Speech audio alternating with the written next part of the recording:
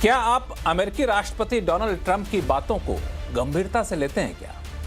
दरअसल ये सवाल रोजाना इसी शो में उठता है और कई गेस्ट का ये मानना होता है, कई पैनलिस्ट का ये मानना होता है कि हम तो इनकी बातों को गंभीरता से नहीं लेते हैं, उनके एक्शन को गंभीरता से लेते हैं। और लेकिन एक सेगमेंट है जो ट्रंप की बातों को ही बड़ा गंभीरता से लेता है, वो है शेयर बाजार।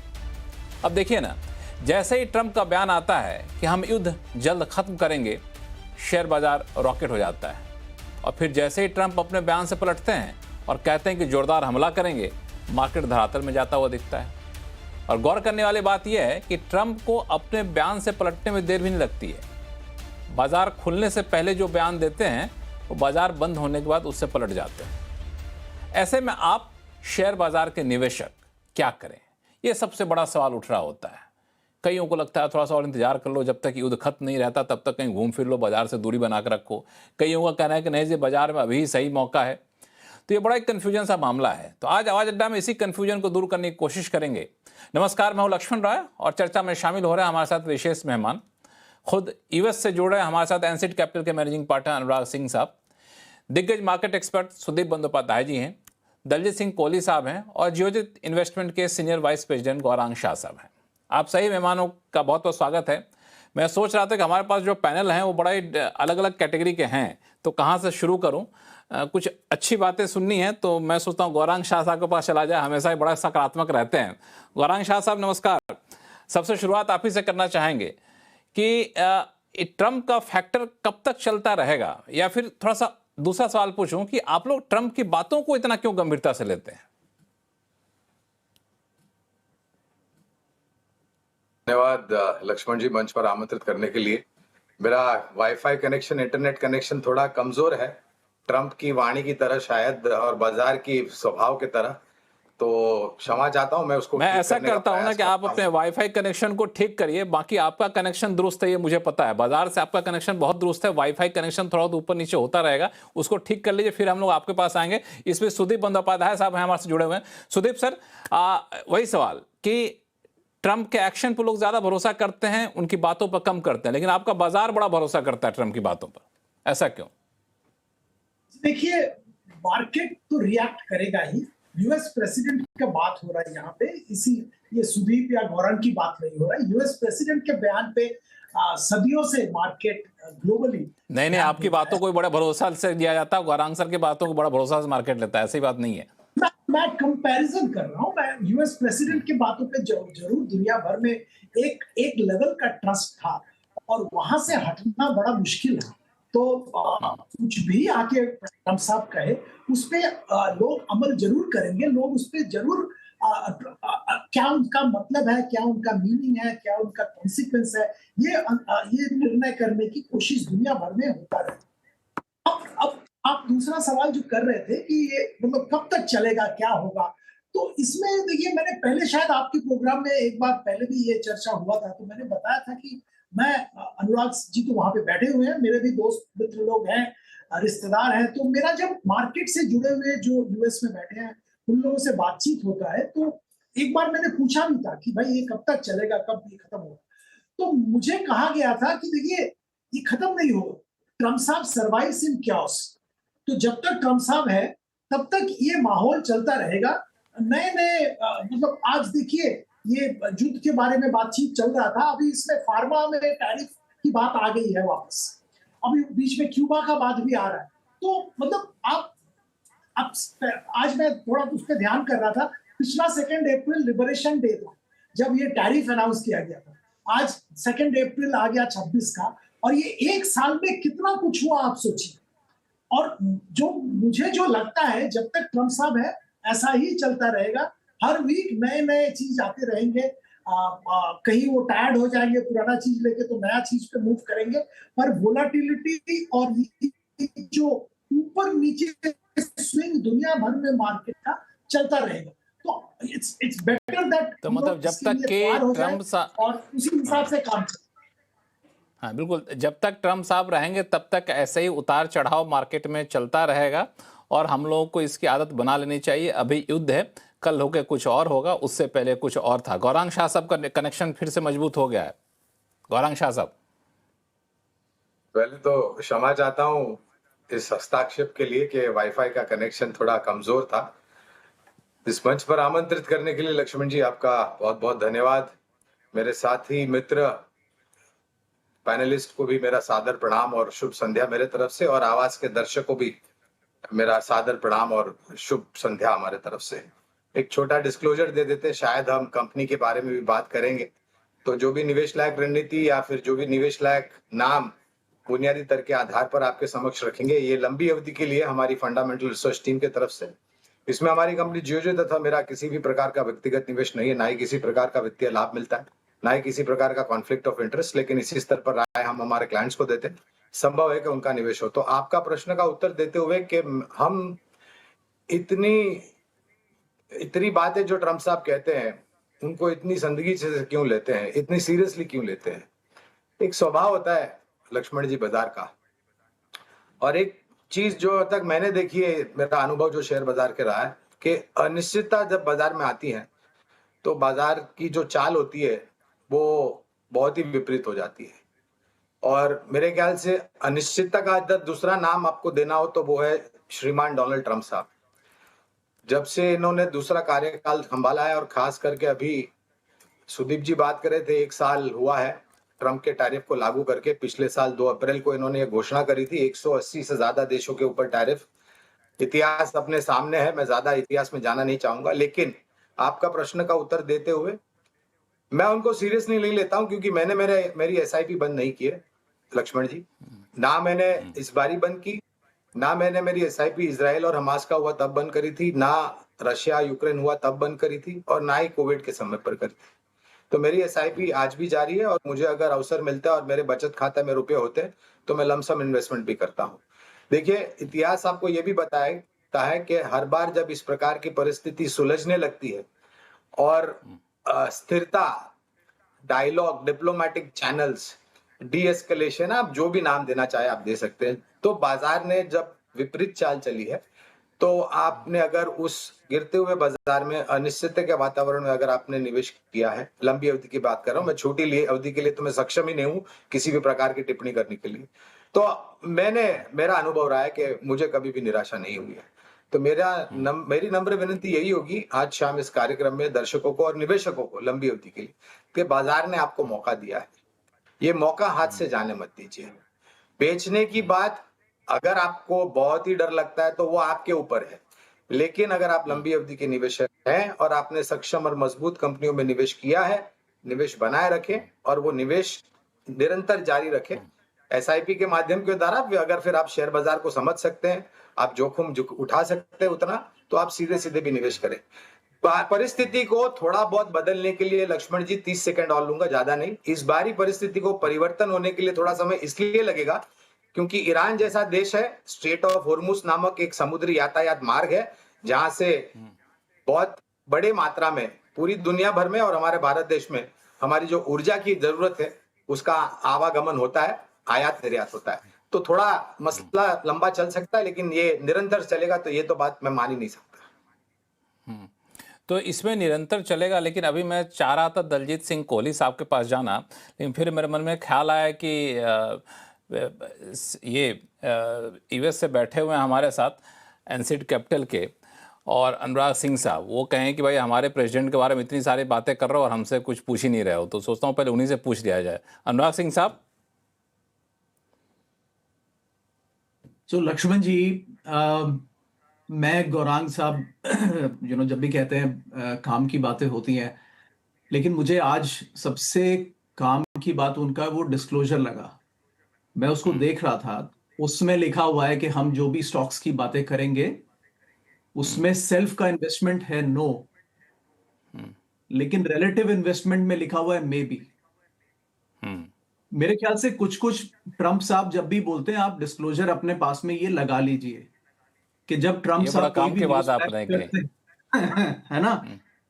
गौरांग शाह साहब अपना डिस्क्लेमर जो है ना ट्रम्प साहब को भेज दीजिएगा, वो अपने हर बयान के बाद एक डिस्क्लोजर डाल देंगे, कट से गौरांग शाह साहब। हाँ, बिल्कुल। सो डोनाल्ड ट्रम्प जब भी कुछ कहते हैं, सेल्फ इन्वेस्टमेंट देखिए नो है, ठीक है। मार्केट यहाँ पे ट्रैकेबल, क्योंकि हर चीज ट्रैकेबल होती है। डेवलप्ड मार्केट में यही फायदा है, कोई ब्लैक में नहीं होता है। लेकिन रिलेटिव में भी ऑफ कोर्स राइट, रादर मैं कहूँगा मस्ट बी। तो ये डिस्क्लोजर ट्रम्प का है। देखिए अनफॉर्चुनेट है, लेकिन ये बातें अब कांग्रेस में यहाँ पहले भी चल रही हैं कि लोग कमिटीज में होते हैं, डिफेंस कमिटीज में, वेरियस कमिटीज में। कोविड के टाइम पे बातें चली कि लॉकडाउन से पहले लोग कमिटीज में थे और उन्होंने अपने स्टॉक्स खरीदवाए अपने फंड्स के थ्रू, रिलेटिव्स के थ्रू।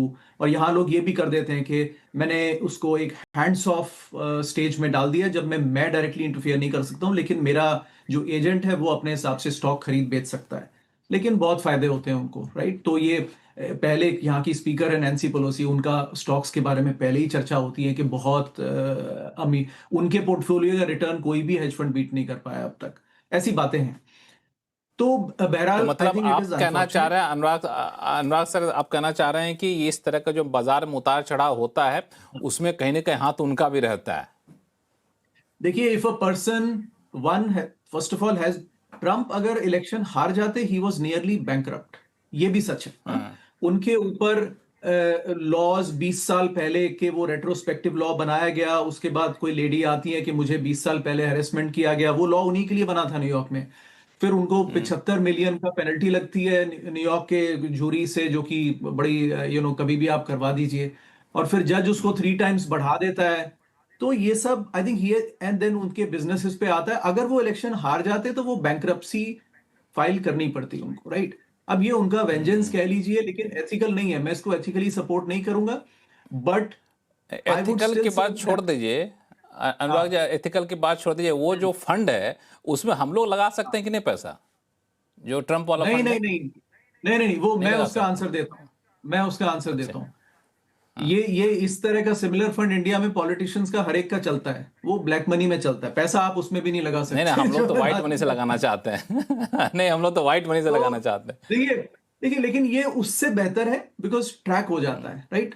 अब जैसे वो ऑयल डेरिवेटिव्स खरीदे गए ट्रम्प की न्यूज से पहले 5 मिनट पहले, राइट, वो ट्रैक हो गए, right. Somewhere people can figure out, it's not the best way but still transparent, right. तो लेकिन एक चीज बदली है इस समय कि अब ट्रम्प की खबर चल नहीं रही है। और मैंने देखिए टैरिफ के बाद मेरा व्यू क्विकली ये था कि ट्रम्प का जो स्टिंग ऑफ टैरिफ था ना, वो चला गया। और वो क्यों चला गया? क्योंकि मनमर्जी से जब वो कहें कि अब तुम्हारा 50, चलो तुम्हारा 25, चल तुम्हारा हटा देते हैं, चल 2 महीने रोक दे, वो जो आईपा के अंडर वो पावर एक्सरसाइज करते वो चली गई। Then the sting was gone. अब आप मैक्सिमम 15 लगा लीजिए, उसके बाद अब आप कुछ नहीं कर सकते, right. He felt powerless, now he has picked this। अब ऑयल पे उन्होंने एक दिन खेला, लेकिन अब मार्केट उनके ट्वीट्स पे भी रिएक्ट नहीं कर रहा है। अगर आप देखें तो मार्केट ने ऑलरेडी करेक्शन ले लिया था कि वॉर होने जा रही है, ट्रूप्स ऑन द ग्राउंड आने जा रहा है। ये थोड़ा एक इस बात पे मैं खत्म करता हूं, देन उसके बाद और चर्चा सुनेंगे, बट इसको मैं थोड़ा लाइट हार्टेड बनाना चाहता हूं हमेशा। देखिए लॉट ऑफ द मीडिया जो इंडिया में कंज्यूम होता है वो वेस्टर्न वर्ल्ड का लेफ्ट लीनिंग नैरेटिव है, which is mostly anti Trump, and वो थोड़ा सा मिसकंसेप्शन फैलाते हैं। मार्केट में ये नजरिया है कि ट्रम्प फौज को जमीन पे उतारेंगे और लड़ाई जल्दी चलेगी। जितना मेरा समझ है ट्रम्प के बारे में, वो ये वाला स्टेप नहीं लेने वाले हैं। तो ट्रूप्स ऑन द ग्राउंड नहीं होगा। मेरे ख्याल से वो कल आके अनाउंस किया उन्होंने, वॉर को वो जल्दी ही निपटाएंगे। कुछ गोल होगा, डिस्ट्रैक्शन कर रहे होंगे, लेकिन ट्रूप्स ऑन द ग्राउंड नहीं होगा। ये लंबी वॉर नहीं होगी। He is anti war president, तो वॉर नहीं होगा, ये कह सकता हूं। आई मे बी रॉन्ग, बट ये मेरा पोजीशन है। बिल्कुल, आपका पोजीशन है कि वॉर बहुत लंबी नहीं करना चाहते हैं, वहाँ पे ईरान की धरती पे अपने फौज को नहीं उतारेंगे। और इंटरेस्टिंग चीज़ जो इन्होंने कहा कि सब कुछ वाइट में है, लेकिन यह है कि इस तरह के बाजार में उथल पुथल में उनका भी बड़ा हाथ होता है। यहाँ तक तो बात बिल्कुल सही है। अब दलजीत सिंह कोहली साहब, अब जरा समझाइए हमारे दर्शक क्या करें इस मामले में, ट्रम्प फैक्टर को कंसिडर करें या फिर उल्टा कंसिडर करें? कई बार होता है ना कि भाई अगर आपको लगता है इस खबर से शेयर भागने वाला है तो, और फिर बाद में किसी ने पोजीशन लिया तो पहले उसको उल्टा ही मान के चलो। तो क्या वैसा कुछ मान लिया जाए क्या ट्रम्प की बातों को? पॉजिटिव कहें तो निगेटिव मान के चला जाए? तो लक्ष्मण जी, ये इतना सिंपल नहीं है कि क्या डिसीजन ले लें। सिंपल नहीं तभी तो आपसे पूछा है। सिंपल होता तो मैं खुद ही बोल देता। तो इसमें 2 तरीके हैं काम के। एक तो ये एक जो ट्रेडर कम्युनिटी है उनके लिए तो ये बहुत बड़ी अपॉर्चुनिटी, क्योंकि उनको तो जितना ज्यादा अनसर्टेनिटी होती है उतना ज्यादा वोलेटिलिटी मिलती है, उसमें ही काम करने का मौका मिलता है। अगर बिल्कुल फ्लैट मार्केट हो जाती है तो वहां पर बहुत ज्यादा आपको एक्शन करने का मौका नहीं मिलता है। बाय सेल करने का, ट्रेड सुबह शाम दोपहर हर 10 मिनट बाद कुछ करना है, तो ये ट्रेडिंग कम्युनिटी के लिए तो ये बहुत अच्छा अपॉर्चुनिटी होता है। अब वो बात अलग है कि आप उसमें कितना सही पढ़ते हैं और आपके पास क्या इंस्ट्रूमेंट्स हैं, क्या टूल्स हैं उसको खेलने के लिए, कौन कितना अच्छा ट्रेडर है, वो उससे उस पर डिपेंड करेगा। दूसरा पोर्शन है जो इन्वेस्टर का, तो जैसे गौरांग जी ने कहा कि अगर एसआईपी करनी है तो उसको कुछ फर्क नहीं पड़ता है, लेकिन अगर पोर्टफोलियो इन्वेस्टर है तो अब जैसे हम लोग जैसे लोग हैं तो उनको भी ये एक अच्छा अपॉर्चुनिटी देता है, क्योंकि जब इस तरीके की उछल पुथल होती है तो बहुत मिस प्राइस अपॉर्चुनिटीज बन जाती है, राइट। तो जहाँ बिल्कुल जैसे कुछ चीज ऐसी होती है जिसके ऊपर वॉर का कोई असर नहीं है, लेकिन जस्ट बिकॉज लोगों को पोजीशन काटनी पड़ी, फोर्स सेलिंग करनी पड़ी, तो वो स्टॉक आपको 10% 20% सस्ता मिल जाता है, तो वो आपको अपॉर्चुनिटी मिल जाती है, आप एज ए पोर्टफोलियो इन्वेस्टर उसको ले सकते हैं। तो इसमें जब इस तरीके की जो बहुत बड़ा इवेंट हो रहा होता है, तो ये सिर्फ वॉर के लिए नहीं, ये कोई सा भी बड़ा इवेंट होगा उसका मार्केट में इस तरीके से असर होगा। और जो पोर्टफोलियो इन्वेस्टर हैं उनको उस पर कहनी निगाह रखनी पड़ेगी। अब एक्शन क्या करना है, इम्पॉर्टेंट ये है कि आपको संयम रख के ये नहीं करना है कि अभी ट्वीट पड़ा तो अभी मुझे एक्शन करना है, अभी ट्वीट पड़ा तो नेक्स्ट एक्शन करना है। आपको उसको समझ के अपने लेवल पे क्या करना है उसके हिसाब से एक्शन लेना है। कि अगर मैं इन्वेस्टर, जैसे हम पोर्टफोलियो में संभाल रहे हैं, तो हमने तो पिछले 1-1.5 महीने में कुछ आई थिंक 1 या 2 ट्रेड करे होंगे या 3 ट्रेड करे होंगे मैक्सिमम, और लेकिन जो ट्रेडर है उसने एक दिन में 5-5 करे होंगे। तो इट डिपेंड्स कि आपको करना क्या है। आपको हर चीज पे एक्शन नहीं लेना है, हाँ, लेकिन निगाह जरूर रखनी है कि क्या हो रहा है और क्या वो बोल रहे हैं, क्योंकि अल्टीमेटली जो एपी सेंटर है, जो अगर ये सब इतना बड़े इवेंट का जो सब चला रहे हैं, तो वो जो कुछ बोल रहा है, गलत बोल रहा है, सही बोल रहा है, ethical non ethical, self interest है नहीं है, वो सब अलग से डिस्कशन है। इंपॉर्टेंट ये है कि एज ए कैपिटलिस्ट आपके पास ये ऑप्शन बन रहा है और उसका बेनिफिट आपको लेना है। अब इसमें एक चीज़ मैं ज़रा सिंपल भाषा में पूछना चाहूँ, सुदीप सर आप बताइएगा कि जब तक वॉर चल रहा है तब तक हम लोग वॉर की वजह से, ट्रम्प के बयानों की वजह से अपने पोर्टफोलियो में छेड़छाड़ ना करें। अगर एसआईपी कर रहे हैं तो करते रहें, अगर कुछ इन्वेस्टमेंट करना है धीरे धीरे किस्तों में करते रहें। ये सवाल इसलिए पूछ रहा हूँ कि कई लोगों को मन में डर लगता है, अरे यार अब तो लगता है वॉर ख़त्म हो गया, ट्रम्प साहब ने ये सोशल मीडिया अपने प्लेटफॉर्म ट्रूथ सोशल पे इन्होंने ये लिख दिया, अब पैसा जितना है लगा दो, फटाफट लगा दिया, फिर पता चला अगले दिन 400 पॉइंट बढ़ा था, अगले दिन 800 पॉइंट गिर गया, फिर लोग पछताते हैं। तो इसमें सही स्ट्रेटजी क्या होनी चाहिए इन्वेस्टर्स के लिए हिसाब से? ट्रेडर के लिए तो बड़ा अच्छा दलजीत सर ने बता दिया। बिल्कुल हाँ, ठीक आप कह रहे हैं, गौरव भाई ने भी बताया। अगर आप एसआईपी कर रहे हो तो एसआईपी बिल्कुल छेड़छाड़ मत करो, करते रहो। और अगर आपके पास थोड़ा बहुत लिक्विडिटी बचा है तो मैं पहले भी बता चुका हूं आपके प्रोग्राम में, अभी भी बताऊंगा कि थोड़ा थोड़ा करके अच्छे क्वालिटी के शेयर्स आप खरीदारी कीजिए। देखिए नोबडी, ट्रम्प साहब को छोड़ दीजिए, nobody knows where is the bottom, where is the peak, तो वो तो निर्णय करना असंभव है।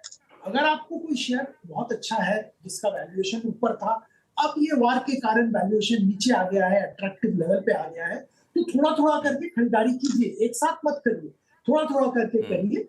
आपका लॉन्ग टर्म के लिए पोर्टफोलियो बनाना है, उस हिसाब से आप उस पर ध्यान रखिए।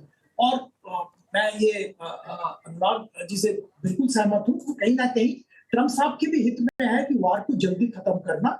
यूएस इकोनॉमी में भी इसका नेगेटिव असर आएगा, दुनिया भर की इकोनॉमी में असर आएगा, और वो बहुत सारे मार्केट अच्छी तरह से समझते हैं, और शायद उनका बॉन्ड मार्केट का जो रिएक्शन है उसके ऊपर सबसे उनका नजर रहता है।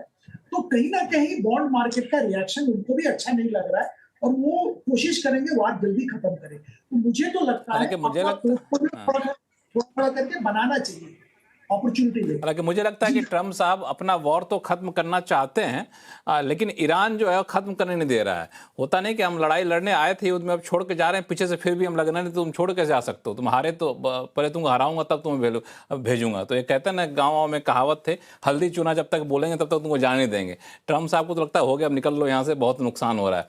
तो ये वाली स्थिति यहाँ पे हो गई है। खैर इस पर अब देखेंगे ट्रम्प साहब क्या करते हैं। लेकिन एक चीज़ और है, जो ट्रम्प के इस ईरान वॉर के बीच में या साथ में जो चीज़ें सबसे ज़्यादा बाजार को चिंता सता रही है, अनुराग सिंह साहब आपके पास आ रहा हूँ, रुपया की जो हालत थी वो बड़ी चिंता की वजह बनने लगी। स्थिति ये हुई कि ट्रंप वॉर पे चर्चा कम हो रही थी, रुपया पे चर्चा ज़्यादा हो रही थी। अब आरबीआई ने अचानक में आनन फानन में 2 कदम उठा लिए। तो आपको लगता है ये फंडामेंटल ठीक कर पाएगा आरबीआई, या फिर नहीं ये तुरंत का कदम है, इसका असर थोड़े समय के लिए रहेगा और फिर वापस रुपया की स्थिति बिगड़ सकती है? लक्ष्मण जी, मैं पिछला हिंदुस्तान में 2023 में दिसंबर में आया था। उसके बाद से फुर्सत कम मिली, लेकिन उस समय रुपया करीब 80 के आसपास मुझे मिला, 80-81 टाइप ऐसा कुछ मिल रहा था मुझे। तभी हजारों नोट बंद हो गए थे कि चल रहे थे? अरे नहीं, 2023 में, अभी 2023 मतलब चल रहे थे तब तो बंद हो। हाँ। अरे अभी बस 2 साल बीच में मसरूफियत थी। मैं अब चर्चा के लिए भी अवेलेबल हूँ, फ्री हो गया हूँ, तो अब मैं हिंदुस्तान भी ज्यादा सफर करने का, मेरा ट्रैवल करने का प्लान है। लेकिन मेरा जो तजुर्बा ये हिंदुस्तान में सफर करिए अनुराग जी, हिंदुस्तान बड़ी तेजी से बदल रहा है, सफर करिए, अच्छा लगेगा आपको, और आइएगा तो बताइएगा, मैं आपको कई जगह घुमाऊंगा, काफी बदलाव आ रहा है। खैर, बिल्कुल, तजुर्बा बताइए क्या कह रहा है। तो और हम तो गुड़गांव निवासी हैं, तो आप मेरे ख्याल से नजदीक ही हैं। तो मेरा एक्सपीरियंस ये रहा लक्ष्मण जी के एट 81 मुझे ये लगा कि मेरा जो डॉलर है वो इंडिया में महंगाई इतनी ज्यादा है कि it was not buying as much goods जो कि खरीदने चाहिए। मुझे उस समय लगा कि रुपया बहुत महंगा है। उसके बाद की कहानी सब जानते हैं कि वो आरबीआई ने उसको एक पेग किया हुआ था एक रेंज में 81 से 83। वो क्यों था पता नहीं। कई बार आरबीआई चाहता है कि जो इंपोर्टर्स, उस समय इंडिया ने इंपोर्ट्स भी बहुत किए तमाम इंडस्ट्रियल हाउसेस ने, तो शायद रिक्वेस्ट ये होगी कि इसको कम रखिए। ऑनेस्ट व्यू लक्ष्मण जी ये है कि गवर्नमेंट्स को लेवल्स करेंसी के डिसाइड नहीं करने चाहिए। इंडियन तो उस समय मुझे मैंने जब होटल्स बुक किए, सब चीजें बुक की, मुझे रियलाइज हुआ कि यार रुपी को एटलीस्ट 100 के आसपास होना चाहिए, because otherwise it is very expensive. और फिर क्या होता है कि ग्रेजुअली वो इन्वेस्टर्स उसको रियलाइज करते हैं और पैसा एग्जिट करता है, बिकॉज एक दिन वो कहीं ना कहीं करेक्शन लेना होता है। अब पिछले 2 साल से अगर एफआईआई और एग्रेसिवली बेच रहे हैं, काइंड ऑफ नतीजा आपके सामने है कि उनको भी रियलाइज होता होगा कि यार, तो गवर्नमेंट देखिए दिखाने को कंट्रोल तो कर सकती है कुछ समय के लिए, लेकिन ये मार्केट फ्री मार्केट है। इंडियन करेंसी फुली कन्वर्टेबल नहीं है। एक अर्ज करो एक बात, देखिए मैं तो बाहर आया हूं, तो मैंने इंडिया से पैसा निकालने की कोशिश की भी है। ये सब गवर्नमेंट के एक जब आप हिंदुस्तान से पैसा निकालने की कोशिश करते हैं ना, तब आपको रियलाइज होता है कि कितने कंट्रोल्स हैं गवर्नमेंट में, कि यहां आना तो बहुत आसान है लेकिन निकलना बहुत मुश्किल है। इस पर एक वो है कि जो शेर अर्ज करता हूं, जो साज से निकली है वो धुन सबने सुनी है। जो साज से निकली है वो धुन सबने सुनी है, जो साज पे गुजरी है वो इस दिल को पता। क्या बात है, क्या तो बात है। मैंने इंडिया से पैसा निकाला है, तमाम इन्वेस्टमेंट आते हैं, एनआरआई प्रॉपर्टी खरीदी है, एक बार निकाल के देखिए इंडिया से पैसा, फिर आपको वो जो दिल पे गुजरेगी वो समझ आएगा। It is very difficult. So मैं इन सबको मेजर्स को सपोर्ट नहीं करता हूं। सुदीप सर सहमत नहीं आपसे? अपनी बात पूरी करिए, फिर सुदीप सर आपके पास आऊंगा। मैं उनकी वो सब ऑफिशियल चैनल मुझे पता है, but anyways I have experienced. But मैं चाहता हूं रुपी को लेवल अपना फाइंड करने दिया जाए। और ये गवर्नमेंट जो छोटा मोटा कर रही है, फिर अगेन रेस्ट्रिक्टिव मूव है कि अब आप बैंक्स भी ट्रेड नहीं कर सकते, बाकी लोग भी डेरिवेटिव पोजीशंस नहीं ले सकते। इससे हम फॉरेन कैपिटल को और स्केयर करेंगे कि you can let the capital in, but बाहर जाने में आप उनको रेस्ट्रिक्शंस लगाते हैं। ऐसे ही कन्वर्टेबल है नहीं रुपी फुली, राइट? तो मैं ये मानता हूं कि इवेंचुअली ये नुकसान देता है। आप इसको छोटे समय पे कंट्रोल कर सकते हैं, but let the rupee find its level, इससे कोई नुकसान नहीं होता। सुदीप जी की मैं बात सुनना चाहूंगा, because I think I have spoken quite a bit on this. जी अनुराग जी, मैं आपके पॉइंट पे डायरेक्टली कुछ नहीं बोलना चाहता हूँ। मैं एक सिंपल मुद्दा छेड़ना चाहता हूँ यहाँ पे। देखिए लक्ष्मण जी, हमारे जो डेफिसिट है, ये डेफिसिट ब्रिज करने के लिए बहुत सारे तरीके, बहुत सारे इंस्ट्रूमेंट सरकार इस्तेमाल करते हैं। इसमें से एफआईआईज का फ्लो एक है, पर एफआईआईज का फ्लो बाहर जा रहा है, प्रॉब्लम है रुपये के ऊपर, ऑयल प्राइस बढ़ गया है, वो भी प्रॉब्लम है। पर एक मुद्दा मैं देश के लिए उठाना चाहता हूँ। देखिए एफडीआई, अनफॉर्चुनेटली हमारे यहाँ एफडीआई पे ज्यादा ध्यान नहीं दिया जाता है सरकार की तरफ इन्वेस्टर्स। एफडीआई के लिए एक रेड कारपेट होना चाहिए। और मैं इस पे आपको एक सिंपल एग्जांपल दे रहा हूँ। ये हम सब लोग अभी मार्केट को ट्रैक करते हैं। पिछले 4-6 महीनों में कितना बड़ा इन्वेस्टमेंट फाइनेंशियल सर्विसेज में कमिट किया गया। एक तो आप सम्मान कैपिटल में पैसा आ रहा था, एक आरबीएल बैंक में पैसा आ रहा था, एक श्रीराम फाइनेंस में पैसा आ रहा था। नहीं, अब देखिए इसमें इतना देर क्यों लगाते हैं हम लोग ये जो इन्वेस्टमेंट करना चाहता है वो फाइल लेके 6 महीने 1 साल तक बैठे रहते हैं। कमाल है, आपको इतना फॉरेक्स का रिक्वायरमेंट है और अब जब पीछे आग लगा है तब आपने फाइल क्लियर किया। ये कमाल की बात है। ये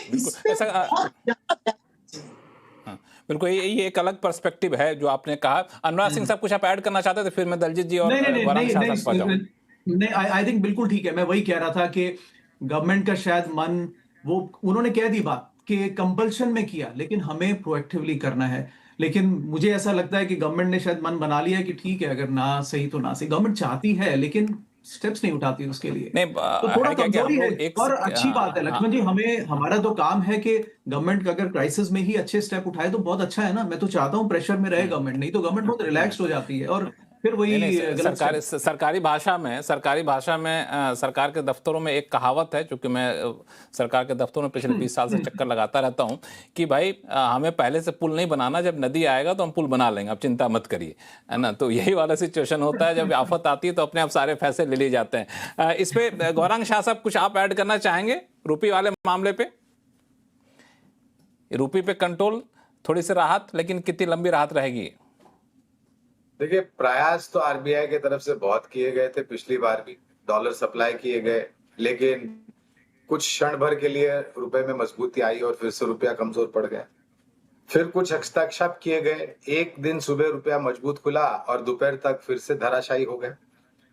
आज भी कुछ कदम उठाए गए, थोड़ी मजबूती बनाए हुए हैं। लेकिन आज तो 13 साल का पूरा रिवर्सल देखने को मिला।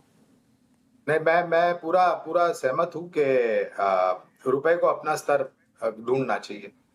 हस्तक्षेप करते हैं तो आप वो बाहरी सहारा देते हैं, जो मेरे ख्याल से ज्यादा अनिवार्य नहीं होता है। और मैं सुदीप भाई की बात से भी सहमत हूं कि सरकार को प्रोएक्टिव होना चाहिए और अपनी नीतियों में जो भी है उसमें तीव्रता लानी चाहिए, ताकि ज्यादा से ज्यादा, देखिए एफआई का डॉलर जरूरी है, इसमें कोई दो बात नहीं है, लेकिन मेरी राय में एफडीआई का जो डॉलर आता है वो ज्यादा जरूरी है हमारे देश में। एफडीआई का जो आता है ज़्यादा जरूरी आता है, लेकिन फिलहाल तो तत्काल असर पड़ता है जब रुपया कमज़ोर पड़ता है। एफआईज जो है झोला भर भर के ले जाते हैं सुबह से शाम तक, तब जाके हम लोगों की चिंता ज़्यादा सता रही होती है। दलजीत सिंह कोहली साहब, रुपया को कंट्रोल करने के लिए रिजर्व बैंक ने जो भी कदम उठाया है, अगर ये कदम स्थायी नहीं रहता है तो रुपये की वजह से जो बाजार में हाहाकार मचता है वो जारी रहेगा? लक्ष्मण जी, मुझे लगता है कि ये कंट्रोल्स बहुत ज्यादा दिन तक चलते नहीं हैं। तो फ्री फ्लोइंग में ही आपको मार्केट को अल्टीमेटली डिसाइड करने देना पड़ता है। वो बात ठीक है कि अब आप ऐसे खाली हाथ पे हाथ धरे नहीं बैठ सकते, और थोड़ा आपको मार्केट को सिग्नलिंग भी करना पड़ता है कि कोई है देखने वाला। तो आई थिंक ये जो आरबीआई ने किया वो अच्छा स्टेप है। अभी 2 दिन बाद पॉलिसी भी है, तो वहां पर भी कुछ ना कुछ इंडिकेशन होगा। तो इंडिकेशन देना जरूरी है, बट कंट्रोल करना की कोई रिक्वायरमेंट नहीं है। और मुझे लगता है कि ये 95 के अराउंड वाला जो लेवल है, ये ही सस्टेन करेगा आने वाले कुछ समय, यही सस्टेन करने आने वाला कुछ दिनों तक। चलिए, ये तो रुपए की बात रही, लेकिन एक और चीज़ जो है वो हर कोई जानना चाहता है कि अब यहाँ से आगे कैसे हम लोग बाजार की चाल को रखें। तो मोटे मोटे तो आइडिया आए कि ठीक है, कुछ धीरे धीरे पैसा लगाएं, किस्तों में पैसा लगाएं, लेकिन एक और इस उथल पुथल के बीच, ईरान वॉर के बीच में एक और फैक्टर जो अब लोगों को होप कह लें या फिर कंसीडर करने लायक आ रहा है, वो है अर्निंग सीजन को लेकर के, जो मुझे लगता है कि एक आध हफ्ते में शुरू हो जाएगा अर्निंग सीजन। ये अर्निंग सीजन कितना इम्पैक्ट करेगा बाजार को, कि नहीं अर्निंग सीजन पे भी ये हावी रहेगा ईरान वॉर? सुदीप सर, शुरुआत आपसे। जी बिल्कुल भावी रहेगा। देखिए, अभी तो डिस्कशन और सब कुछ इज सेंटर्ड अराउंड ये वार, और ये वार का बहुत गहरा असर है। हम लोग तो हमेशा बात करते हैं प्राइमरी इम्पैक्ट, चलो फ्यूल प्राइस बढ़ गया, एटीएफ प्राइस बढ़ गया, इंडिगो का क्या होगा, फलाना ठिकाना, बट इसका सेकेंडरी टर्शियरी बहुत बहुत लेवल पे इम्पैक्ट है, और जो इम्पैक्ट इकोनॉमी पे बहुत जबरदस्त आएगा। अब फर्टिलाइजर लीजिए, केमिकल्स लीजिए, पेंट्स लीजिए, अब किसी भी सेक्टर का नाम ले लीजिए, वहां पे इम्पैक्ट कहीं ना कहीं से आके वार का दिखेगा। और ये क्वार्टर के नतीजे की अगर बात करें तो ये क्वार्टर के 2 महीने ठीक ठाक थे और अच्छा था। मैं ये कहूंगा कि 1 जनवरी, फरवरी, मार्च, जब 28 फरवरी से ये वार ट्रम्प साहब का शुरू हुआ, और तब से बहुत तरह की दिक्कतें कंपनीज को देखने को मिला है। और मुझे लगता है कि मिला जुला नतीजा होगा। बाय एंड लार्ज एक्सपेक्टेशन भी अभी सबड्यूड हो रहा है कंटिन्यूअसली, और जो हम लोगों ने प्रेडिक्शन किया था 2-3 महीना पहले, उसके आसपास नहीं आएगा, उससे नीचे ही रहेगा नतीजा। ये उसके नीचे ही रहेगा। एक और चीज जो मुझे समझ में आ रहा है, अनुराग सिंह साहब बताइएगा अगर मैं गलत हूं तो, कि जो आगे के कमेंट्री होंगे वो भी बहुत ज्यादा उत्साहजनक होंगे नहीं, क्योंकि ये जो अभी फेज चल रहा है इसका असर तो कई क्वार्टर तक दिखेगा। हाँ दिखेगा। देखिए लक्ष्मण जी, पहले तो एक मोटा मोटा वो दे देते हैं। आई थिंक उसके बारे में दलजीत जी ने भी बात की और सुदीप जी ने भी बात की, गौरांग भी तकरीबन वही कह रहे हैं कि एक तो पैनिक नहीं करना है इस समय पे। देखिए हमारा काम इन्वेस्टर्स को ना एक डराना नहीं है, हमें उनको एक इस समय के लिए ही हमें उनको एक बैलेंस्ड राय देनी है। प्लीज, दुनिया में अगर कोई ऐसा कह रहा है कि मेरा तो पोर्टफोलियो बिल्कुल ठीक चल रहा है, वो गलत कह रहा है। 20-25% सबके पोर्टफोलियो डाउन है, किसके साथ नहीं है यार? ऐसा कोई धुरंधर नहीं है। तो यहाँ पर मतलब अमेरिका में मुझे कोई गुरेज नहीं है करने में कि पोर्टफोलियो 20% डाउन है, कोई फर्क नहीं पड़ता। बट साल थोड़ी खत्म हो गया, अभी तो चल रहा है। ऐसे ही आप अगर पैनिक में रिएक्शंस करेंगे तो गलत रिएक्शंस होते हैं, तो इसको ओवरकम होने दीजिए। मेरा तो टोटल कॉन्फिडेंस है कि it will be very quickly over, because Trump साहब का एक वो पॉइंट है कि वो कुछ देखे ना देखे, वो ये मार्केट से और अमेरिकन इन्वेस्टर से यहाँ पर करीब 50% लोगों का पैसा थ्रू 401 के मार्केट्स में लगा हुआ है, तो नोबडी लाइक्स इट। तो इससे क्या होता है, इकोनॉमी और सरकार का गोल एक हो जाता है, जो जरूरी है, और रिपब्लिकन गवर्नमेंट तो उसको देखती है। इंडिया में शायद क्योंकि अभी कम है तो कई बार मार्केट्स में गवर्नमेंट इग्नोर कर देती है। तो आई थिंक पैनिक नहीं करना है ओवरऑल, राइट? और उसको बनाए रखिए। जो आपने सोचा था अभी तो रहने दीजिए, एक बार रिकवरी आ जाए फिर आप सोचिए कि क्या मेरा पोर्टफोलियो लॉन्ग टर्म के हिसाब से सही पोजीशन पर है कि मैंने स्मॉल मिड में ज्यादा पोजीशनिंग कर रखी है, तो उसको आप बाद में ठीक करिए। एक छोटा एग्जांपल है लक्ष्मण जी, जनवरी, और देखिए ये आपको ट्रेंड दिखाता है मार्केट का।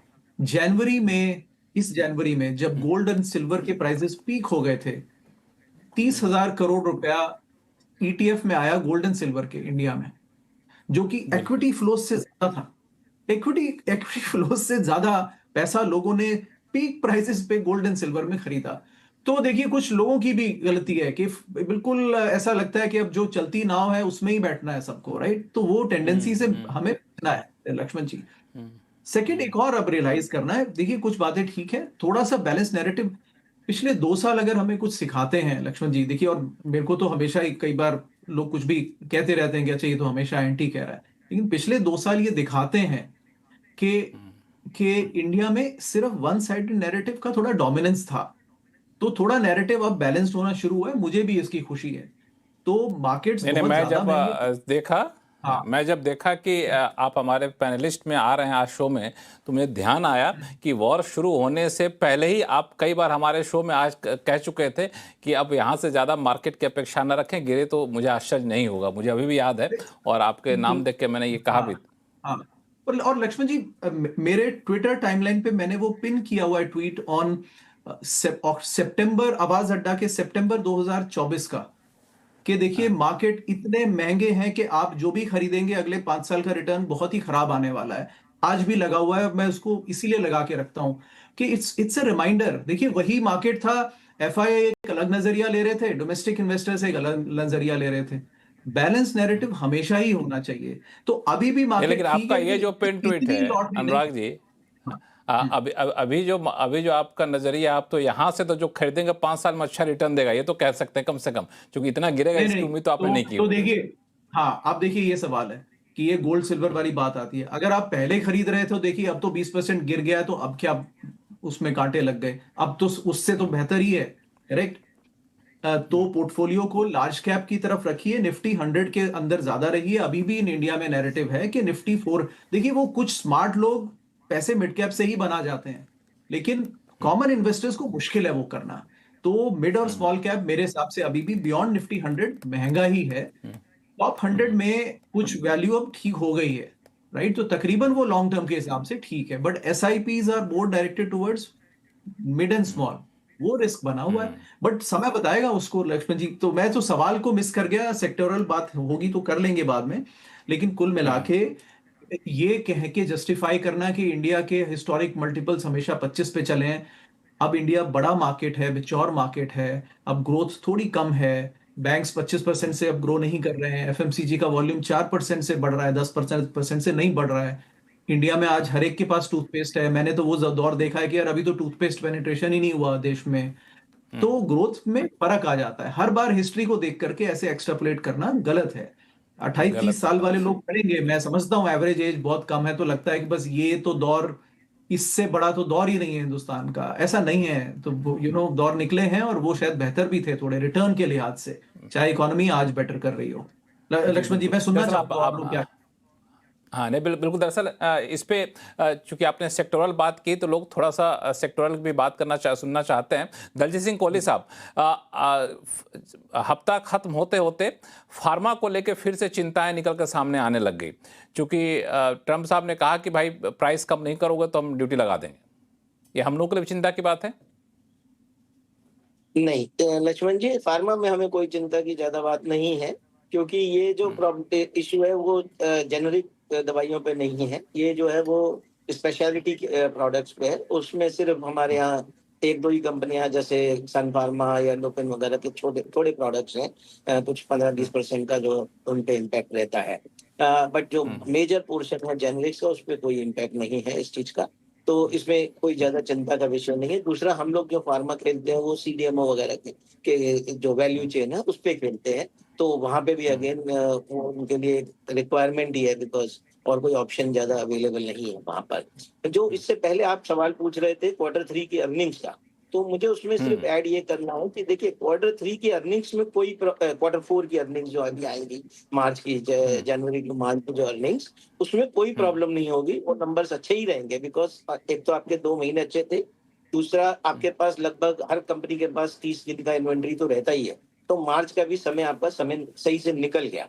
अब इसमें जो इम्पोर्टेंट चीज मॉनिटरेबल होगी, एक तो होगी कमेंट्री आगे के लिए क्या है। अब अप्रैल ऑनवर्ड्स उनको ये जब कंपनियां क्या कहती हैं कि उनके पास किस तरीके की इन्वेंट्री, रॉ मटेरियल की, पैकेजिंग की क्या स्थिति है, अवेलेबिलिटी सबसे बड़ी इंपॉर्टेंट चीज है, तो कितना उसमें कॉस्ट में फर्क पड़ रहा है, ये सब चीजों का इम्पैक्ट मुझे लगता है कि अगले 2-3 क्वार्टर इंडिया के लिए डाउनग्रेड क्वार्टर्स रहेंगे। तो निफ्टी की अर्निंग्स, चाहे निफ्टी 500 की अर्निंग्स, सब में आपको हर क्वार्टर डाउनग्रेड देखने को मिलेगा। बिकॉज अभी ये जो इम्पैक्ट है, जो ये परमानेंटली अब शायद क्रूड जो है वो $90 के ऊपर रहेगा, तो जो उसका रिपल इफेक्ट रहेगा वो सब आपको दिखेगा। तो इसलिए अभी ये इस खाली क्वार्टर की अर्निंग्स को देख करके मत मानिए। अभी जो नंबर्स आए हैं, जैसे बैंक के नंबर्स आ गए, ऑटो के नंबर्स ऑलरेडी आ गए पिछले 2 दिन में, वो तो नंबर्स अच्छे ही हैं, बट इसकी बेसिस पे आप 26 की FY27 आगे का अनुमान यहाँ पे मत लगे। जी हाँ बिल्कुल। दरअसल ऐसा करते हैं, अर्निंग पे गौरांग शाह साहब के व्यू ले लेते हैं, फिर हम लोग सेक्टोरल बातचीत करें। गौरांग शाह साहब, इस अर्निंग से अपेक्षा और आगे के लिए आउटलुक बहुत अच्छे रहने वाले हैं या फिर नहीं? आने यानी कि ये जो 1 अप्रैल का नया वित्तीय वर्ष शुरू हुआ है, मैं दलजीत भाई से सहमत हूँ। पहली दूसरी तिमाही में शायद इसका नकारात्मक असर आपको दिखे। चौथी तिमाही के नतीजे मेरे ख्याल से 9 अप्रैल से आना शुरू हो जाएंगे। वहां पर मुझे बहुत बड़ा नकारात्मक परिस्थिति उभर करके आए आंकड़ों को लेकर के, उसकी संभावना मुझे कम लग रही है। हाँ, इसका असर जो है, और ये निर्भर करेगा, और एक बात हम ये बात कर रहे हैं, राष्ट्रपति ट्रंप ने कहा है कि 3-4 हफ्ता और चलेगा ये जो भी युद्ध चल रहा है। अब उस 3-4 हफ्ते में कितना खून खराबा होगा और कितनी फैसिलिटीज को नुकसान पहुंचेगा और कितने हद तक पहुंचेगा और कितने जल्द वो फैसिलिटीज वापस कामकाज पे आती हैं, तो ये एक बड़ा प्रश्न है मेरे ख्याल से, इसके ऊपर भी मेरे ख्याल से विचार करना चाहिए लक्ष्मण जी।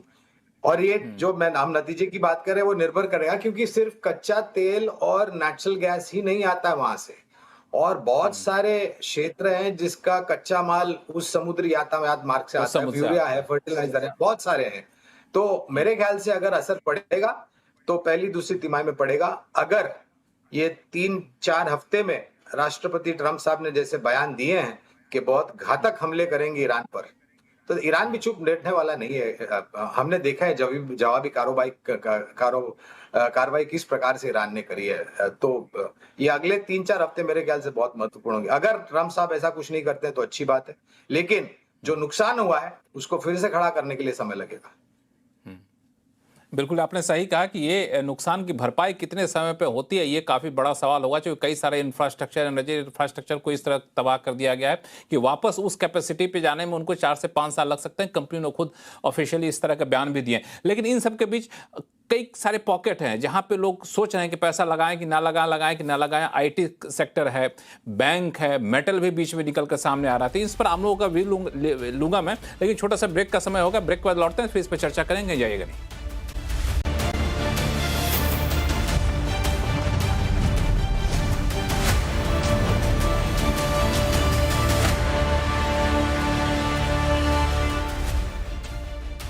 ब्रेक के बाद एक बार फिर से आपका स्वागत है। हम लोग चर्चा करेंगे ट्रंप का टेंट्रम बाजार पर कब तक हावी रहेगा, और जब तक ये कुछ कहते रहेंगे ईरान वॉर को लेके बाजार ऐसे ही रिएक्शन देता रहेगा क्या। लेकिन इन सब के बीच में कुछ सेक्टर में या तो बहुत गिरावट की वजह से या फिर वहाँ पे कुछ ग्रीन सिग्नल दिखने की वजह से लोगों का ध्यान जा रहा है। उसमें से एक सेक्टर जो है वह IT सेक्टर जो है उसमें खास तौर से मिड कैप IT में थोड़े बहुत पॉजिटिव साइन दिखने शुरू हो गए हैं। इसको क्या एकाध इक्के दुक्के कंपनियों के हिसाब से देखा जाए या फिर इसको पूरा सेक्टोरल व्यू की तरह देखा जाए, ये एक बड़ा सवाल है। सुदीप सर, आपसे शुरुआत करता हूँ। देखिए, इसको कंपनी स्पेसिफिक देखना चाहिए। मुझे नहीं लगता है कि IT क्षेत्र में खरीदारी एक टॉप डाउन वे में करनी चाहिए। ये बॉटम अप अप्रोच ही रहना चाहिए। कुछ कंपनीज डेफिनेटली अच्छा काम कर रहे हैं और उन्होंने AI क्षेत्र में भी अपना कदम रखा है, एक्विजिशन के जरिए या अदरवाइज, तो वहां पे जरूर ध्यान दिया जा सकता है। मैं यहाँ पे एक क्षेत्र का जिक्र करना चाहूंगा, फार्मा। मुझे तो लगता है ये जो माहौल बन रहा है, इस माहौल में फार्मा पे जरूर ध्यान देना चाहिए। और ये जो ट्रंप टैरिफ की बात हो रही है, जैसे दलजीत भाई कह रहे थे, ट्रंप टैरिफ का नेगेटिव असर इंडियन फार्मा पे ज्यादा नहीं आएगा। एक सन फार्मा छोड़ के किसी के पास ब्रांडेड प्रोडक्ट्स नहीं है, तो वो सन फार्मा को इशू हैंडल करना पड़ेगा अगर ऐसा कुछ होता है। पर बाकी इंडियन फार्मा कंपनीज के ऊपर इसका नेगेटिव असर नहीं आएगा। और मुझे लगता है कि IT कंपनीज आज 2000 के बिगिनिंग में 2000 से लेके अब 2005 तक जो स्थिति में थे, इंडियन फार्मा अब उस स्थिति में आ गया है और कंटिन्यूअसली ग्रोथ इनको देखने को मिलेगा। तो और वैल्यूएशन भी उस हिसाब से बढ़ानी है। तो मुझे लगता है pharma is a safe place to play. तो दो चीजें आपने सामने रख दी गौरांग शाह साहब के लिए, फार्मा और IT। फिर जाऊंगा अनुराग सिंह साहब के पास। बिल्कुल सहमत हूँ, बॉटम अप अप्रोच होना चाहिए। और एक बात, अगर IT क्षेत्र में निवेश करते हैं तो जिस प्रकार से आने वाले भविष्य में आविष्कार हो रहा है लक्ष्मण भाई, उस आविष्कार को लेकर के मेरे ख्याल से IT क्षेत्र में उथल पथल होती रहेगी, उतार चढ़ाव आता रहेगा। और ये फिर निर्णायक तरीके से हमें आत्मचिंतन करना पड़ेगा कि किस प्रकार की परिस्थितियां होती है। तो हमारी खरीदारी की राय स्मॉल कैप में भी है, चुनिंदा मिड कैप में भी है और दिग्गजों में भी है। फार्मा की जो बात, IT में थोड़ा सा नहीं, एक मिनट फार्मा पे जाने से पहले एक मिनट आपको जो IT पे और स्पेसिफाई कर दीजिए। सुदीप सर कह रहे हैं कि IT को सेक्टोरल ग्रीन शूट ना देखा जाए, कंपनी स्पेसिफिक देखा जाए। जो कंपनी नए माहौल में अपने आप को ढाल नहीं, वहीं पे ताकत है, बाकी जगह वैसा कुछ माजरा दिख नहीं रहा है। आपका व्यू क्या है इस पे गौरांग शाह? देखिए, मेरे ख्याल से तीसरी तिमाही से जो ये परिवर्तन होना है, काफी सारी IT कंपनियां जो अपने आप को इनोवेट या रीइन्वेंट करना चाहती हैं, उनके पास अगर वो टैलेंट नहीं है तो उन्होंने बाहर जाकर के कंपनियों को खरीदा है। तो ये परिवर्तन है, तो आपको बहुत ही कंपनी स्पेसिफिक अप्रोच रखना पड़ेगा। ऐसा नहीं है कि IT क्षेत्र में आपने आंख बंद करके किसी भी कंपनी पर अपनी उंगली रख दी और वहां पर आपने निवेश कर दिया तो आपका पैसा बनेगा, ऐसा बिल्कुल नहीं है। आपको पढ़ाई करनी पड़ेगी, अभ्यास करना पड़ेगा और फिर निर्णय लेना पड़ेगा कि क्या वास्तविकता में ये कंपनी आईटी क्षेत्र की आगे जाकर के अपने आप को रीइन्वेंट कर पाएगी और अपने आप को रेलेवेंट रख पाएगी।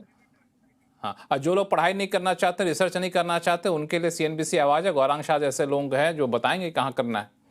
अब आइए फार्मा पे। तो फार्मा पे अभी सुविदीप भाई जो बात कर रहे थे, मैं यहाँ पर दो बातें और जोड़ना चाहूंगा। देखिए, फार्मा खाली दवाई बनाने वाली कंपनियों पर आप ध्यान में दीजिए, चाहे वो एपीआईज हो, चाहे वो जेनरिक्स हो, या फिर कुछ भी ब्रांडेड हो, कुछ भी हो।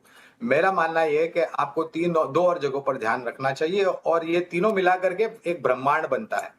तो फार्मा के साथ हेल्थ केयर यानी कि हॉस्पिटल्स, और उसके साथ मेरे ख्याल से चिकित्सा, डायग्नोस्टिक्स, ये तीनों एक दूसरे से काफी करीब से जुड़े हुए हैं और कुछ हद तक रेलेवेंट। अगर आप में जो पूछे रेलेवेंस क्या है, तो ये जो कच्चे तेल के दाम में उतार चढ़ाव या नेचुरल गैस के दाम में उतार चढ़ाव, ये कहीं ना कहीं क्षेत्र थोड़ा दूर है। मैं नहीं करता, ये नहीं कहता कि पूर्ण तरीके से इंसुलेटेड है, लेकिन थोड़ा वैसे ही टेलीकॉम है, सर्विसेज सेक्टर ज्यादातर आप देखना जाएंगे लक्ष्मण भाई, तो वो ज्यादा कच्चे तेल और नेचुरल गैस में जो उबाल आता है उसका असर नहीं होता है। फिर आपके पास डिफेंस सेक्टर है, बैंकिंग एंड फाइनेंस की आप बात कर रहे थे, तो वहां पर भी सरकारी बैंक, निजी क्षेत्र के बैंक मजबूत, एनबीएफसी, पावर जनरेशन, ऊर्जा उत्पादन कंपनियां, लक्ष्मण भाई, ये सब क्षेत्र है जहां पर मेरे ख्याल से थोड़ी बहुत प्राथमिकता देनी चाहिए।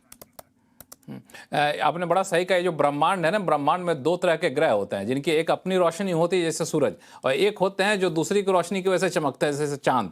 तो गौरांग शाह साहब ने कुछ चांद भी बता दिए, मून भी बता दिए जिस पे आप पैसा लगा सकते हैं। अनुराग सिंह साहब, आईटी फार्मा दोनों पे आप राय दे दीजिए, फिर मैं दलजीत सर के पास जाऊंगा। आईटी पे जरा पूछूंगा, फार्मा पे तो उन्होंने बता दिया था पहले। नहीं, फार्मा में ठीक है, कोई इंडिया फार्मा को रिस्क नहीं है, वो यूरोपियन कंपनीज का रिस्क है। यहाँ पर इंडिया पे कोई इतना कोई टैरिफ का रिस्क नहीं है।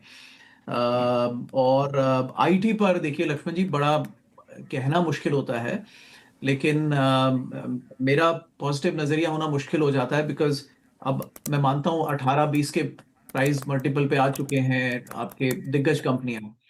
आप अनुराग सर, आप जो है सो आप जबरदस्ती पॉजिटिव नजरिया मत रखिएगा। हमारे दर्शक आपको नेगेटिव नजरिया के सुनने की आदत पड़ गई उनको। बोल सकते हैं जो आपके दिल में आए। तो मैं वही कह रहा हूं कि यहाँ पर मेटा जैसी कंपनी और माइक्रोसॉफ्ट जैसी कंपनी, मेटा का 18 का मल्टीपल है, माइक्रोसॉफ्ट का 20 का मल्टीपल आ गया है। उनके ग्रॉस मार्जिन बहुत ज्यादा है, 50, 55, 60, 70 तक। एनवीडिया 20 के मल्टीपल पर है, समझिए आप, 70% ग्रॉस मार्जिन है। ऐसे में टीसीएस को 18 का मल्टीपल भी क्या दिया जाए, मुझे डाउट होता है कई बार। वो इंडियन मार्केट का प्रीमियम है, लेकिन ऐसे जायज नहीं बनता है। और उसमें एफआईआईज का स्टेक आईटी में तमाम सबसे ज्यादा है। आप जब भी खरीदेंगे उन्हीं से खरीदेंगे, लेकिन अब जो लोग 4000 3000 पे खरीद रहे थे, अब बोले यार 2.5 पे क्या हो गया, तो कर सकते हैं। मेरा नजरिया ना का है लक्ष्मण जी, क्योंकि इस सेक्टर में अब बड़ा तेजी से बदलाव आ रहा है। आपने देखा ओरेकल ने 20% ऑफ द ग्लोबल वर्कफोर्स को फायर कर दिया एक दिन में। सुबह 6 बजे मेल भेज दिया, 20% ऑफ वर्कफोर्स, 25 से 30 हजार लोग ग्लोबली निकल गए। ये सेक्टर में हेडविंड्स हैं, मार्केट मल्टीपल ऐसे में ड्रॉप करता है। तो मैं आईटी पे ऐसा कॉन्ट्रा कॉल नहीं दूंगा कि सस्ता हो गया है। इसका एक दौर था, अब ये मैच्योर हो गई हैं और शायद ये स्लो डाउन की तरफ बढ़ रही हैं कंपनीज, राइट। तो that's my take on IT. ऐसे ही कोई भी चलते घोड़ों में मैं कूदने की सलाह नहीं दूंगा, स्पेशली मेटल्स वगैरह। अगर आपको लगना है तो आप बेस पे आइए। बैंक्स वगैरह और फाइनेंशियल्स वो सब ठीक है, जो लोकल उन्होंने कह दिया है वो ठीक है। एक छोटा और क्वेश्चन लक्ष्मण जी, बहुत बार हम एग्जाम्पल के तौर पे कह रहा हूं, इसमें सेल्फ भी नो है और रिलेटिव्स भी नो है। हम छोटी छोटी कंपनीज को कई बार पंप कर देते हैं। कोफोर जैसी कंपनी हो गई, हम उसको एकदम चांद पे चढ़ा देते हैं। पूरा रेवेन्यू ही $1 बिलियन का तो रेवेन्यू नहीं है पूरी कंपनी का। क्या उसका कहाँ की सेल्स, कितना आप ट्रस्ट करोगे, बहुत मुश्किल है। लेकिन हम कहते रहते हैं 20% ग्रोथ, 50, 40, 30% ग्रोथ, पता नहीं। ये इन सब से बचना चाहिए, ये सब एडवाइजेबल नहीं है। और ऊपर से वो स्टॉक इशू करके ही कोई अपने जैसी कंपनी को एक्वायर कर लेते हैं। ये सब बड़ा ही डाउटफुल है, ये सब चीजें। तो इनसे बचें। इंडिया में जो वैल्यू है वो टॉप 100 कंपनीज के अंदर ही मैं रहने की सलाह दूंगा, unless you have a very strong conviction and research outside that, but वो सबकी नहीं हो सकती। तो सबकी नहीं हो बिल्कुल कॉशन। हाँ, वो बहुत ही कम की होगी। हर एक को लगता है कि मेरा ही स्टॉक चलेगा, नहीं होता, ऐसा होता नहीं है। और लगना तो स्वाभाविक है कि मेरा ये स्टॉक चलेगा, लेकिन ऐसा होता नहीं है। जैसे लगता है वैसा होता, मुझे भी लगता है, बिल्कुल मुझे भी लगता था, लेकिन मार पड़ती रहती। हाँ। दलजीत सिंह कोहली साहब, आईटी को लेकर के दो चीजें जो कही अनुराग सर ने, उस पर आपकी राय जानना चाहूंगा। एक तो ये जो मल्टीपल की तुलना इन्होंने की, यूएस की कंपनियों के मल्टीपल की तुलना इंडिया के कंपनियों के मल्टीपल से, तो दोनों में काफी का अंतर है। ये तुलना करना कितना सही है, ये कंपैरिजन करना कितना सही है? और दूसरा, आईटी पे उन्होंने अपना नजरिया साफ कर दिया कि बहुत उथल पुथल रहने वाला, भाई आईटी एक जमाने का शेयर होता था, वो बूढ़ा शेयर हो गया है। तो लक्ष्मण जी बिल्कुल क्लियर है हमारा नजरिया, और डिस्क्लोजर भी है कि हमारे पास अभी कोई भी आईटी का शेयर नहीं है हमारे पोर्टफोलियो में, और ऐसा बस कुछ हमारा इस डिस्क्लोजर के साथ ही आपका नजरिया साफ हो जाता है। हाँ, तो अभी हमारा कोई इरादा भी नहीं है उसमें ऐड करने का, क्योंकि हम ये वेट करना चाहते हैं कि क्या कंपनी, जैसे सब लोग कह रहे हैं कि कंपनी स्पेसिफिक किस तरीके से आगे चल के क्या आएगा, क्या कौन कंपनी उसमें सस्टेन कर पाएगी नहीं कर पाएगी, उसके ऊपर हम आगे कॉल लेंगे। और विलियम ओनील की एक स्टडी है कि अगर आपको अल्फा जनरेट करना है तो सेक्टर आपकी फेवर में होना चाहिए। कोई भी स्टॉक प्राइस में 50% कॉन्ट्रीब्यूशन सेक्टर का होता है। तो अगर सेक्टर आपकी फेवर में नहीं है तो आप कितना भी अच्छा स्टॉक ढूंढ लोगे तो आप पीछे ही रह जाने वाले, अंडर परफॉर्म करोगे। तो इसलिए हमें अभी आईटी में बिल्कुल कह रहे हैं कि हम नहीं है। जहां तक मल्टीपल्स की बात है, अगेन जो ये मल्टीपल्स पहले हम देखते थे, तो उसका कारण था कि एक बहुत बड़ी ग्रोथ दिखती थी कंपनीज में, और एक क्लियर था कि ये ग्रोथ बनी रहेगी कई साल तक। अभी उल्टा हो गया है कि ये पता नहीं है कि ये ग्रोथ अगले 2 साल बाद खत्म हो जाएगी कि 5 साल बाद खत्म होगी, कि शायद अभी का फियर हो और वो चलती रहे। तो इसके लिए आज की डेट में ये मल्टीपल्स का कोई रेलेवेंस नहीं रहता है। तो हमें लगता है कि आईटी से अभी हम दूरी हैं। बिल्कुल दूसरे सेक्टर पे जाऊं, लेकिन आईटी पे दो लोगों का, दलजीत सर का और अनुराग सिंह साहब का व्यू अलग है, और गौरांग शाह साहब और सुदीप सर आपका व्यू अलग है। आप दोनों लोग, दलजीत सर और अनुराग सिंह साहब को कुछ कहना चाहते हैं? कोई काउंटर लॉजिक है आपके पास? लक्ष्मण जी, दलजीत जी का सेल्फ का तो नो है, रिलेटिव का नो है कि रिलेटिव का यस है? दलजीत जी बता दीजिए रिलेटिव। दलजीत जी जी, रिलेटिव का नो है कि नहीं है? आईटी में बिल्कुल नो है। बिल्कुल आईटी में नो है, सेल्फ और रिलेटिव वो बिल्कुल नो है। गौरांग शाह साहब कुछ ऐड करना चाहते हैं? देखिए, अगर हम चारों सहमत होते तो 2 जन की जरूरत नहीं थी, एक ही जन की जरूरत थी या तीनों की जरूरत नहीं थी। तो अच्छा है कि अनुराग भाई और दलजीत भाई सहमत नहीं है, और सुदीप भाई और हम एक ही कश्ती में सवार है, तो एक संतुलन बना रहता है। बल्कि इसको हम लोग नोट करके रखेंगे, आगे आज से साल 2 साल बाद चेक करेंगे कि किनकी कश्ती जो है या फिर किनका संतुलन किधर की तरफ जा रहा होता है। सुदीप सर भी कुछ बोलना चाहते हैं? लक्ष्मण जी, मैं एक कंपनी जो हमारे यहाँ लिस्टेड नहीं है उसका एग्जांपल लेके कहता हूँ, तो उसमें अनुराग भाई का वो यस नो वाला सवाल भी नहीं आएगा। एक्सेंच्योर, हाँ। अगर आप एक्सेंच्योर के नतीजे देखे होंगे इस क्वार्टर के, जो उनके नतीजे आए, उसमें देखिए एक साफ सामने आ रहा है कि उन्होंने अपना जो बिजनेस वो एआई रिलेटेड सर्विसेज डिलीवरी की तरफ ट्वीट किया है, और एआई का जो कॉर्पोरेट्स का एआई रिलेटेड एक्सपेंडिचर है उसका एक हिस्सा उनको मिलना शुरू हो गया है। तो मुझे लगता है ये this is the way forward for lot of these, ये जो आईटी सर्विसेज कंपनीज हैं उनके लिए। तो जो ये ट्रांजिशन कर पाएंगे सक्सेसफुली, इफेक्टिवली, उनका रोल रहेगा। तो अभी जैसे मैं पहले भी कह रहा था कि आपको बहुत ही केयरफुली सिलेक्ट करना पड़ेगा कंपनी। मैं बिल्कुल ना नहीं कहूंगा, क्योंकि मुझे अभी भी लगता है आईटी सर्विसेज कंपनी, जो कि जहां पे जिस क्षेत्र में इंडियन कंपनीज प्ले करते हैं, क्योंकि इनके अपने प्रोडक्ट्स नहीं है, तो उस क्षेत्र में कुछ कंपनीज जरूर अपना बिजनेस मॉडल ट्वीक करके इफेक्टिवली सर्विस प्रोवाइड कर पाएंगे। एक्सेंचुअर इज अ लाइव एग्जांपल। बिल्कुल, दरअसल ठीक है, अलग अलग राय होनी चाहिए, और शो का मकसद भी यही होता है कि लोगों के अलग अलग व्यूज़ हैं वो दर्शकों के सामने रखा जाए और दर्शक अपने हिसाब से अपना डिसीजन ले, तो ज़्यादा बेहतर था। एक चीज़, चूंकि शो का समय कम हो रहा है, संक्षिप्त में जवाब दीजिएगा आप लोग, वो है बैंक में प्राइवेट बैंक की स्थिति बड़ी कमजोर हो गई। गौरांग शाह साहब, अपॉर्चुनिटी है या फिर दूर रहें? नहीं, कुछ बैंकों में, निजी क्षेत्र की बैंकों में अपॉर्चुनिटी बिल्कुल है लक्ष्मण भाई। हो सकता है ये जो चल रहा है कारण वित्तीय से, हो सकता है ये जो चल रहा है उसके कारण शायद कुछ दबाव आए ग्रॉस नेट एनपीए पर, लेकिन वो मेरे ख्याल से एक तिमाही या 2 तिमाही का प्रश्न हो सकता है, लेकिन प्राइवेट बैंक्स पर हमारी कवरेज है। बिल्कुल। अनुराग सिंह साहब, प्राइवेट बैंक एफआईज ज्यादा उसमें होते हैं, रुपया कमजोर देके एफआईज निकलते जा रहे हैं, यही वजह है कि कुछ और फंडामेंटल भी कुछ है? लक्ष्मण जी, मेरे लिए तो बहुत बड़ा, मेरी भी वो थी कि दूर रह के कई बार ध्यान नहीं जाता। जब ये एचडीएफसी बैंक में पार्ट टाइम चेयरमैन ने रिजाइन किया, तब मैंने देखा कि एक्स आईएएस वगैरह भी इनके बोर्ड्स पर आ गए हैं। तो जिन कंपनीज पे सरकारी ब्यूरोक्रेट्स रिटायरमेंट के बाद बैठने लगे, उनका फ्यूचर तो बहुत ही ब्राइट है। तो मैं बिल्कुल पॉजिटिव हूँ, और पॉजिटिव रहना चाहिए। ये आप सेक्टर तो कमेंट बहुत कर, सही है। आपका कमेंट करें, कॉम्प्लीमेंट कर रहे हैं आपका ये कमेंट है, नहीं नहीं कॉम्प्लीमेंट नहीं है आपका? नहीं, एक मायने में अनफॉर्चुनेट है, because India is a country जो कि बैंक के सीईओ को भी आरबीआई अप्रूव करता है। ये अमेरिका में नहीं होता। Why should a bank CEO be approved by RBI? I don't know. But second point is, अगर उन्होंने जगह ढूंढ ली है, मेरा हमेशा मानना है कि इंडियन बैंक्स की जो लेवरेज है सिस्टम पे, वो सबसे स्ट्रांग है। तो उसकी वजह से उनके मार्जिन्स बहुत ज्यादा रहते हैं, जो डेवलप्ड मार्केट्स में नहीं रहते बैंक्स के।